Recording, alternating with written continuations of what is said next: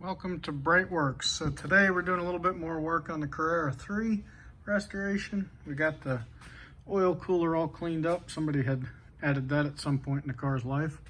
And now we are putting in the Elephant Racing finned coolant line, finned oil lines. I love these things. They definitely make a big difference. And they're actually cheaper than the stock replacements. So we'll have to modify these original hoses. Some point in the past, somebody did a nice job putting this in. They probably replaced the trombone cooler, but they had a kink in the oil line. So I'm not sure how effective it was, but we'll probably shorten this line up by an inch and everything will be just fine. But lines run under the body. We do not have the, we don't have the rockers on right now. So that's why you can see it. The kinked one on the outside, straight one on the inside. And we've got a new thermostat in there. The old ones just tend to strip the threads off, so you don't even muck around with those anymore. No testing or anything like that.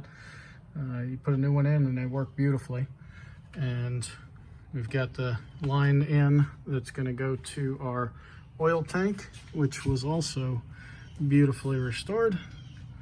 But we got to get that second line because this is an early car.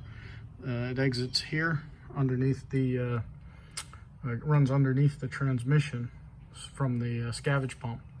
So we'll get the proper line to mount there. And everything's fitting well so far. We're just waiting on the installation kit.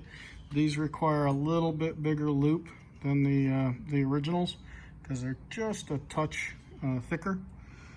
Some of that probably has to do with machining the surface, but we've had excellent experience with these in the past. They tuck up nice, so pretty excited to get the mock-up done.